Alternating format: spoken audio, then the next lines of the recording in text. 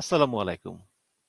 বিএনপির ভারপ্রাপ্ত চেয়ারম্যান তারেক রহমানের সঙ্গে গোপন বৈঠক করতে আবারও লন্ডনে গিয়েছেন মার্কিন ভারপ্রাপ্ত রাষ্ট্রদূত ট্রেসি এন জ্যাকবসন এবং এটা নিয়ে বাংলাদেশে এখন রাজনৈতিক পাড়া পুরো সরগরম।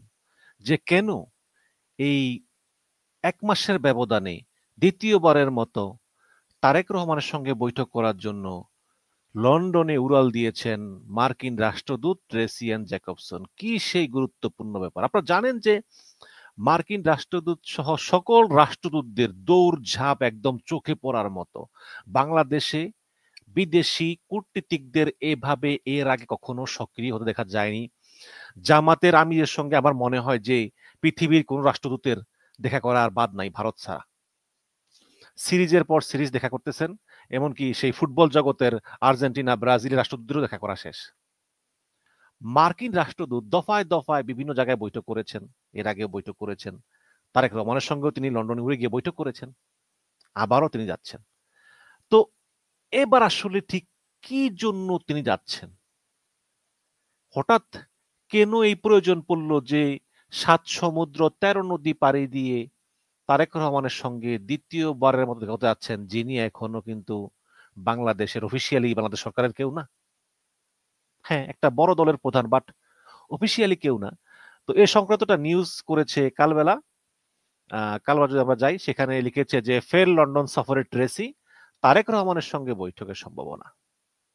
তো এখানে যেটা লিখেছে যে জাতীয় নির্বাচনকে ঘিরে রাজনৈতিক দলগুলোর মধ্যে অন্তর্বর্তীকালীন সরকারের নানামুখী টানাপোড়েন তো আছেই।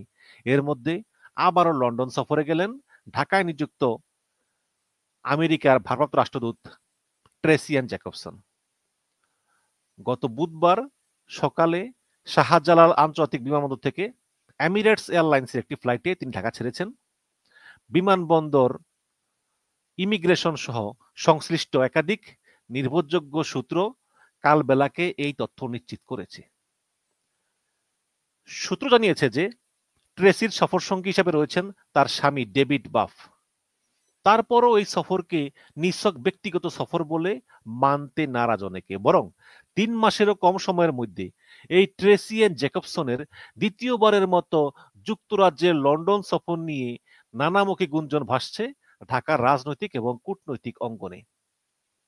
সূত্র বলছে যে ট্রেসির যুক্তরাজ্য সফরের নেপথ্যে রাজনৈতিক উদ্দেশ্য রয়েছে এবং এই সফরে তার সঙ্গে লন্ডনে অবস্থানরত বিএনপির ভারপ্রাপ্ত চেয়ারম্যান তারেক রহমানের বৈঠক হতে পারে। আগামী জাতীয় সংসদ নির্বাচন সহ গুরুত্বপূর্ণ বিভিন্ন বিষয়ে তাদের আলোচনা হওয়ার সম্ভাবনা রয়েছে, যদিও এই বিষয়ে বিএনপির পক্ষ থেকে আনুষ্ঠানিক কোনো বক্তব্য পাওয়া যায়নি।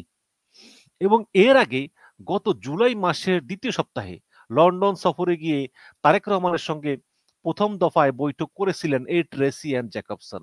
ওই বৈঠকে বাংলাদেশের ত্রয়োদশ জাতীয় নির্বাচন এবং সরকার গঠন নিয়ে বিএনপির ভাবনা ও পরিকল্পনা নিয়ে দুজনের মধ্যে আলোচনা হয় বলে সে সময় গণমাধ্যমকে জানান তারেক রহমানের পররাষ্ট্র বিষয়ক উপদেষ্টা হুমায়ুন কবির। এছাড়া নির্বাচনে জয়ী হলে বিএনপি কেমন দেশ গড়তে চায় এবং নির্বাচন কমিশন ঘোষিত রূপরেখা নিয়ে তাদের মতামত কি, এমন মৌলিক নানা বিষয়েও উঠে আসে তারেক এবং ট্রেসির আলোচনায়। বাট আমার কাছে জিনিসটা ঠিক এরকম, এগুলো আলোচনা হয়েছে, বাট এই আলোচনার জন্য একদম লন্ডনে গিয়েছে উনি ৩ মাস আগে। আমার মনে হয় যে আরো অনেক কিছু আলোচনা হয়েছে যেগুলো আসলে আমরা জানি না। তো তো এর আগেও আপনারা জানেন যে নির্বাচন এবং দেশের রাজনৈতিক প্রেক্ষাপট নিয়ে লন্ডনে গিয়ে তারেক রহমানের সঙ্গে একান্ত বৈঠক করেন ডক্টর মোহাম্মদ ইউনূস। মূলত ওই বৈঠকের পরই আগামী বছরের ফেব্রুয়ারিতে জাতীয় নির্বাচনের ব্যাপারে একটা সুস্পষ্ট ঘোষণা আসে অন্তর্বর্তীকালীন সরকারের পক্ষ থেকে।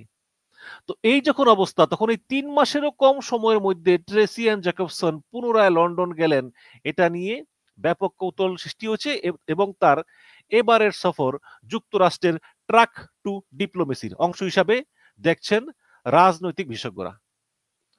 তো শাহজালাল আন্তর্জাতিক বিমানবন্দরের দায়িত্বশীল সূত্র বলেছে যে গতকাল আমেরিকা রাষ্ট্রদূত এবং তার স্বামীর যে পাসপোর্ট নাম্বার, যা বিমানবন্দরের ডিজিটাল নথিতে রেকর্ড রয়েছে, তা পর্যবেক্ষণ করে তারা এই দুজনের ঢাকা থেকে লন্ডন যাওয়ার বিষয়টি নিশ্চিত করে। তো এই মার্কিন রাষ্ট্রদূত ট্রেসিয়ান জ্যাকবসন এবং তার স্বামী ডেভিড বাফ সকাল 11:05 এমিরেটস এয়ারলাইন্সের ফ্লাইট EK583 যাত্রা করেন এবং এই ফ্লাইটটি দুবাইতে যাত্রা বিরতি দিয়ে লন্ডনের উদ্দেশ্যে রওনা করার শিডিউল রয়েছে এবং 12 থেকে 14 ঘন্টার জার্নি। জানা গেছে যে এই ট্রেসিয়ান জ্যাকবসন তিনি 1 সপ্তাহ যুক্তরাজ্যে লন্ডনে অবস্থান করবেন। তবে ঢাকায় যুক্তরাষ্ট্র দূতাবাসের এক কর্মকর্তার দাবি এটি একটি পূর্ব নির্ধারিত সফর, তিনি সিডিএ ছুটিতে আছেন। তারেক রহমানের সঙ্গে এবারের সফরেও ভারপ্রাপ্ত রাষ্ট্রদূতের ফের বৈঠক হবে কিনা এ বিষয়ে অবগত রঞ্জনীয় কর্মকর্তারা বলেন যে এর আগেও তিনি যে তারেক রহমানের সঙ্গে নিজে গিয়ে বৈঠক করেছেন তা আমরা দূতাবাসের মাত্র অল্প কয়েকজন ছাড়া আর কেউ জানে না। আসলে গুরুত্বপূর্ণ বিষয়গুলো রাষ্ট্রদূত গোপনীয় রাখতে চান, তিনি এগুলো দূতাবাসের কারো সঙ্গেও শেয়ার করেন না।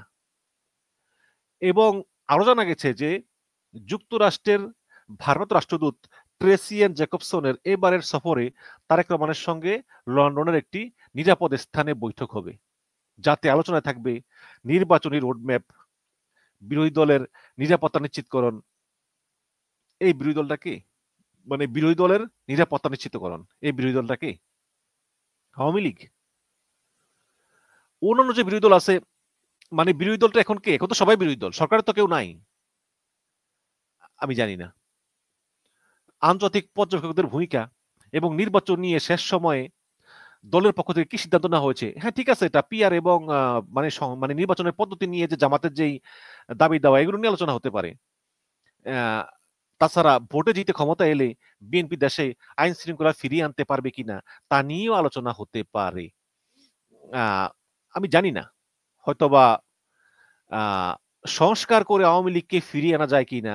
আমরা মানব জমিনের মানে সম্পাদক মতিউর রহমান চৌধুরী কলাম থেকে দেখেছি যে আমেরিকা এবং ইংল্যান্ডের ভিতর চেষ্টা আছে যাতে আওয়ামী লীগকে সংস্কার করে শেখ হাসিনাকে বাদ দিয়ে নতুন করে সাজিয়ে আসলে নির্বাচনে আনা যায় কিনা, এই ধরনের আলোচনা কিন্তু আছে বাজারে, যদিও আমরা এখনো এগুলো নিয়ে কেউই মুখ খোলে না। সে ব্যাপারেও আলোচনা হতে পারে, কারণ বিরোধী দলের নিরাপত্তা নিশ্চিতকরণ। তো বিরোধী দল তো বলতে তো এখন আমি একটাই দেখি, আওয়ামী লীগ, এবং তাদের উপরই ধরপাকড় চলতেছে। তো এটা নিয়েই হয়তো আলোচনা হবে, এই আর কি। তো আমেরিকার সাবেক একজন কূটনীতিক কালবেলাকে বলেন যে জুলাইয়ের বৈঠক ছিল এটা প্রাথমিক বৈঠক, কিন্তু এবার যদি বৈঠক হয় তাহলে তা হবে আরো গভীর। এবং যুক্তরাষ্ট্র বাংলাদেশের নির্বাচনকে দক্ষিণ এশিয়ার স্থিতিশীলতার সঙ্গে যুক্ত করে দেখেছে এবং তারেক রহমানের সঙ্গে এই সংলাপ বিএনপির আন্তর্জাতিক অবস্থানকে আরো শক্তিশালী করবে। তবে গত জুলাইয়ে তারেক রহমানের সঙ্গে ট্রেসির বৈঠক নিয়ে বাংলাদেশের রাজনৈতিক দলগুলো কিছুটা অস্বস্তিতে ছিল। তাদের মতে যে আমেরিকার এমন তৎপরতা বাংলাদেশের অভ্যন্তরীণ বিষয়ে হস্তক্ষেপের শামিল, এছাড়া বরাবরই নির্বাচন এলেই আমেরিকার হস্তক্ষেপ বেড়ে যায়। তো গত 12ই জুলাই লন্ডনে হওয়া যে এই ট্রেসিয়ান জ্যাকবসন এবং তারেক রহমানের মধ্যেকার যে বৈঠক, ওই বৈঠক কিন্তু ছিল গোপনীয়, অনানুষ্ঠানিক এবং বিভিন্ন সংবাদ মাধ্যম এবং কূটনৈতিক চ্যানেলের মাধ্যমে এর বিবরণ প্রকাশিত হয়। ওই বৈঠকে উভয় পক্ষ বাংলাদেশের রাজনৈতিক পরিস্থিতি, আগামী জাতীয় নির্বাচনের প্রস্তুতি এবং বিরোধী দলের অংশগ্রহণের সুযোগ। আমি বুঝলাম না, এই বিরোধী দলের অংশগ্রহণের সুযোগ বলতে আপনি ক্লিয়ার করতেছেন না কেন? বিরোধী দল তো এখানে কেউ নাই, এখানে তো নির্বাচন হয় নাই, এটা অন্তর্বর্তীকালীন সরকার, এখানে সবাই বিরোধী দল, সবাই সরকারি দল। এখানে বিরোধী দলের অংশগ্রহণের সুযোগ মানে বলতে কি বোঝাচ্ছেন আপনি? আওয়ামী লীগ? এটা কিন্তু কালবেলাকে স্পষ্ট করতে হবে। কালবেলার তো আবার কিছু ইয়ে আছে আর কি, মানে ওই যে ভারত প্রীতি রয়েছে, অনেকে বলেন যে এটা ভারতের ডিপ স্টেটের পত্রিকা। তো বিরোধী দলের অংশগ্রহণের সুযোগ এবং মানবাধিকার সংক্রান্ত বিষয় সহ বিভিন্ন ইস্যুতে আলোচনা করে বিএনপির পক্ষ থেকে সেই বৈঠককে আমেরিকার সঙ্গে তাদের সম্পর্কের জোরদারের একটি ইতিবাচক পদক্ষেপ হিসেবে দেখা হয়। তো এ প্রসঙ্গে ঢাকায় পররাষ্ট্র মন্ত্রণালয়ের দায়িত্বশীল কর্মকর্তা বলেন যে জুলাইয়ে লন্ডনের বৈঠকের পর আমেরিকার পক্ষ থেকে বাংলাদেশ সরকারের উপর নির্বাচনী সংস্কারের চাপ বেড়েছে। নির্বাচনী সংস্কারের চাপ বেড়েছে, ভালো কথা, সরকারের উপর বেড়েছে। এমনকি মার্কিন পররাষ্ট্র দপ্তরের একটি বিবৃতি বলা হয় যে আমেরিকা একটি অংশগ্রহণমূলক মানে কি, মানে কি ওই আওয়ামী লীগকে সহ স্পষ্ট করেন, এবং স্বচ্ছ নির্বাচনের পক্ষে। এছাড়া পলিটিক্যাল পার্টিগুলোর সঙ্গে বৈঠক নিয়ে বরাবরই তাদের দাবি যে তাদের নীতি, তারা সব পলিটিক্যাল পার্টির সঙ্গে সংলাপ চালিয়ে যাবে। ভালো কথা, যান। তো এখন প্রশ্ন হচ্ছে যে ট্রেসি এন্ড জ্যাকবসনের এই ট্র্যাক টু ডিপ্লোমেসি কি, যে ট্র্যাক টু ডিপ্লোমেসির মাধ্যমে তিনি তারেক রহমানের সঙ্গে বৈঠক করবেন।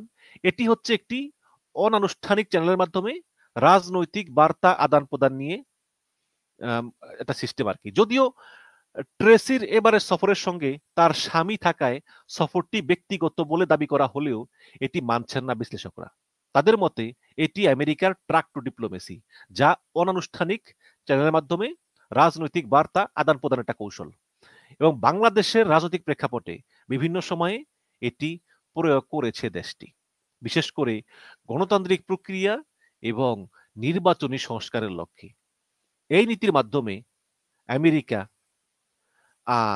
মানে সরকারি নয়, যেমন তারেক রহমান কোনো সরকারি ব্যক্তি না, বাট খুব গুরুত্বপূর্ণ, ঠিক এই রকম ব্যক্তি বা থিঙ্ক ট্যাঙ্ক বা অন্যান্য গোপন বড় বড় প্রভাবশালী ব্যক্তি বা অন্য কোনো গোপন সংস্থা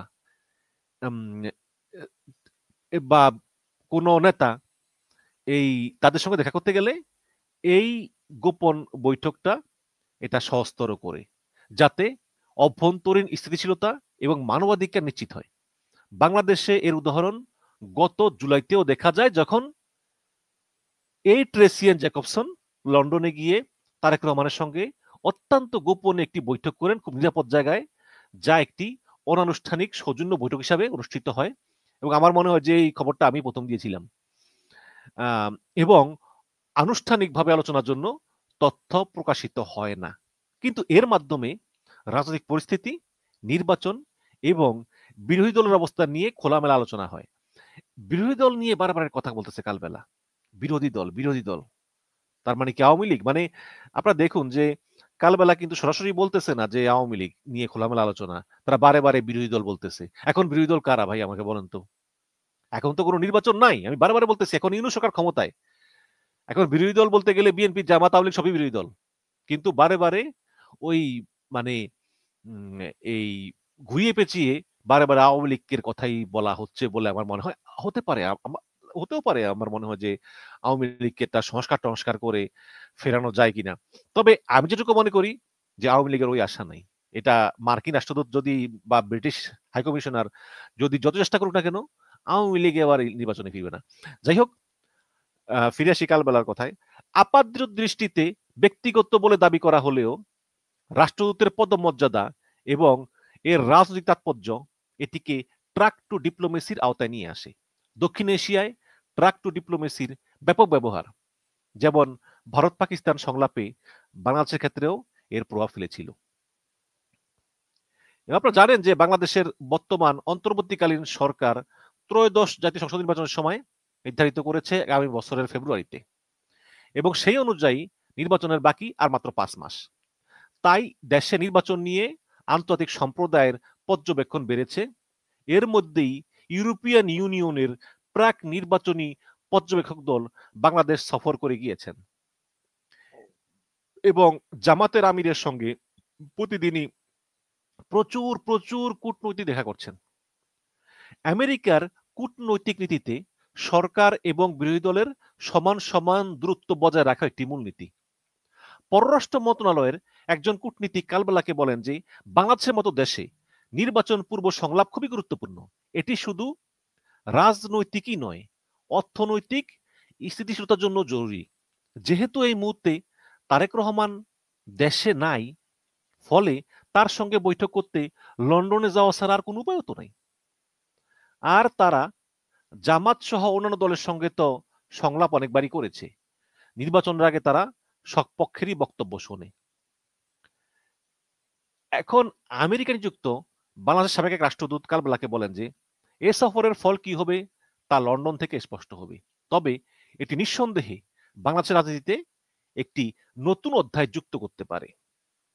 আমেরিকার ভারপ্রাপ্ত রাষ্ট্রদূত ট্রেসিয়ান জ্যাকবসনের লন্ডন সফর আপাতত একটি কূটনৈতিক যাত্রা মনে হলেও তারেক রহমানের সঙ্গে নতুন বৈঠকের নিশ্চয়তা এটিকে রাজনৈতিক ঘটনায় পরিণত করেছে এবং জুলাই মাসের বৈঠকের ধারাবাহিকতায় এই সংলাপ নির্বাচন পূর্ব পরিবেশকে আরো উত্তপ্ত করবে, এতে কোনো সন্দেহ নাই। এবং আন্তর্জাতিক সম্প্রদায়ের চোখ রাখা হয়েছে বাংলাদেশের গণতান্ত্রিক এই যাত্রায় এবং ট্রেসিয়ান জ্যাকবসনের সঙ্গে তারেক রহমানের এই দ্বিতীয়বারের মতো গোপন বৈঠকই এই নির্বাচনী অগ্রযাত্রায় একটি গুরুত্বপূর্ণ অংশ হিসাবেই থাকবে বলে অনেকে মনে করেন। দর্শক, আপনারা কি ভাবছেন? তারেক রহমানের সঙ্গে ট্রেসিয়ান জ্যাকবসনের এই বৈঠকে আসলে কি আলোচনা হতে পারে? শুধু কি নির্বাচনী আলোচনা হবে, নাকি মিয়ানমার নিয়েও আলোচনা হবে?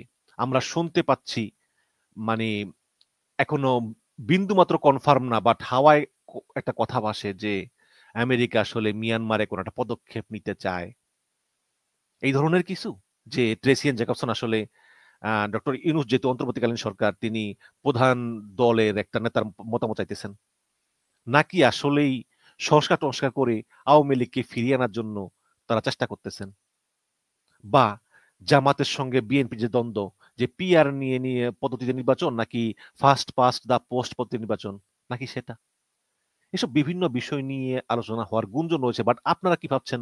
আপনাদের মতামতটা একটু কমেন্টে জানান। ভালো থাকবেন দর্শক, ধন্যবাদ।